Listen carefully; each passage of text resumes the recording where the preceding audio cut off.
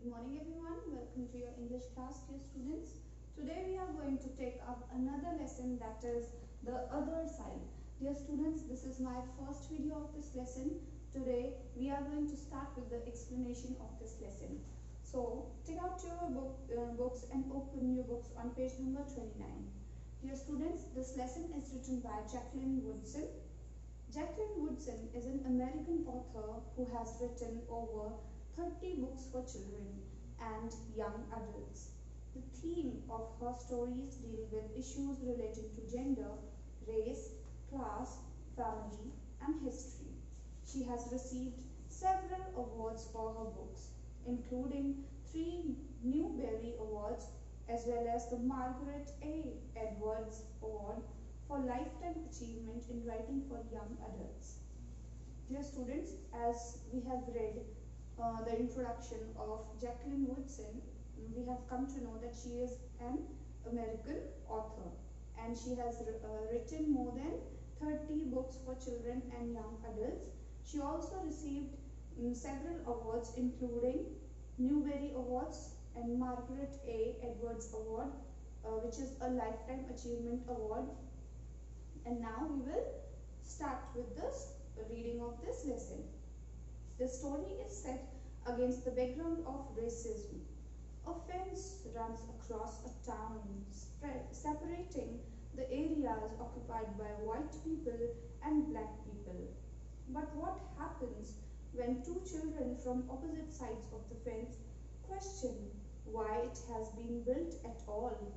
Now, dear students, in the introduction of this lesson, we have come to know that this lesson, the other side, is about the racism, or we can say the condition which were prevailing on the time when racism was very active. Dear students, here it has been said that there was a fence across a town which was separating the area which was covered by white people and black people. It was separating both the type of people in different sections.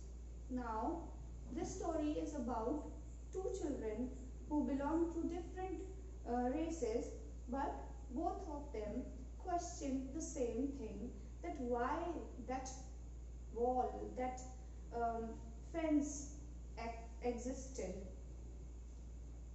That somehow the fence that stretched through our town seemed bigger. We lived in a yellow house on one side of it. White people lived on the other. Mama said, "Don't climb over the fence when you play." She said it wasn't safe. That summer, there was a girl who wore a pink sweater. Each morning she climbed up on the fence and stared over at our side. Sometimes I stared back. She never sat on that fence with anybody. She didn't. Now, what is being said here, the speaker of this lesson is a young girl belonging to black race, or we can say the Negro race. She is telling us that it is the story, or it is the incident when it was the summers, and she is saying that one summer the fence which was separating both the people, both white and black people from each other, that fence looked very big. And she tells us that she used to live in a yellow house. And she also tells us that her mother told her not to climb the fence as it was not safe for her. She also tells us that that summer she saw a girl who was wearing a pink sweater, and she tells us that each morning that girl who used to wear pink sweater, she used to sit on the fence alone. She never sat with anyone else. Now please turn the page to page number 30. Once when we were jumping rope, my friends and I, she asked if she could play, and my friend Sandra said no without even asking the rest of us. I don't know what I would have said, maybe yes, maybe no. That summer, everyone and everything on the other side of the fence seemed far away.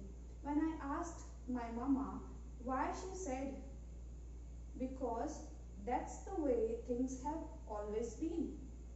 Now in para number 6 and para number 7, it is being said that once when the speaker and her friends were jumping the rope, the girl who used to sit on the fence alone, she asked them if she could also play with them. At that time, the speaker's friend, whose name was Sandra, she straightaway refused to let her play with them without even asking the rest of the group members. Here the speaker tells us that maybe if she was asked to play, she would have said yes, or maybe she would have said no. That summer, everyone and everything on the other side of the fence seemed far away. And the speaker asked her mother that why Sandra said so to that girl. Her mother told her that because this is how the things always have been. Pen number 8. Sometimes when Mama and I went into town, I saw that girl with her mama. She looked sad sometimes, that girl did. Don't stare, said my mama. It's not polite. It rained a lot that summer. On rainy days, that girl sat on the fence in a raincoat. She let herself get all wet and acted like she didn't even care. Sometimes I saw her dancing around in puddles, splashing and laughing. Here, in para number 8, it is being said that sometimes when the speaker used to go to the market with her mother, she used to see that girl wearing pink sweater in the market going along with her own mother. When she used to stare at that girl, her mother, the speaker's mother, used to tell her that it is not polite to stare at someone, so she should not do that. In para number 9, it is being said that that day it rained a lot, and on rainy days the speaker used to notice that girl who used to wear pink sweater, she used to wear the raincoat and sit on the fence, and she used to let herself get all wet and acted as if she did not care about getting wet. She also noticed her dancing around in the puddles and splashing and laughing. Para number 10. Mama wouldn't let me go out in the rain.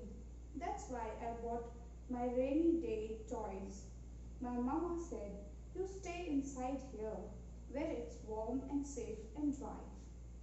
In para number 10, it is being said that the speaker's mother wouldn't let her go in the rain, and that's why she brought her rainy day toys so that on the rainy day she could play inside her home with those toys. Her mother used to tell her that it would be better if she stay inside the house where it is warm and safe and dry. Para number 11. But every time it rained, I looked for that girl, and I always found her somewhere near the fence. Para number 12. Soon after, in the middle of the summer, the rain stopped. When I walked outside, the grass was damp, and the sun was already high up in the sky. And I stood there with my hands up in the air. I felt brave that day. I felt free. Now what is being said in para number 11 to 13? The speaker is saying that when it was raining that day, she was looking for that girl. Whenever on the rainy days she used to look for that girl outside the window, she could find her somewhere near the fence. Soon after, one afternoon, soon after the rain stopped, she walked outside. The speaker walked outside, and at that time the grass was damp and the sun was high up in the sky. She was putting her hands up and she was feeling brave and free that day. I got close to the fence and that girl asked my name. Clover, I said. My name's Annie. She said, Annie Paul. Now what is being said here? That day when the rain stopped and the speaker was outside her home, she went closer to the fence and that girl asked the speaker to tell her name. The speaker said that her name was Clover. That girl told the speaker that her name was Annie Paul. Now, dear students, that's all for today. Thank you and have a good day.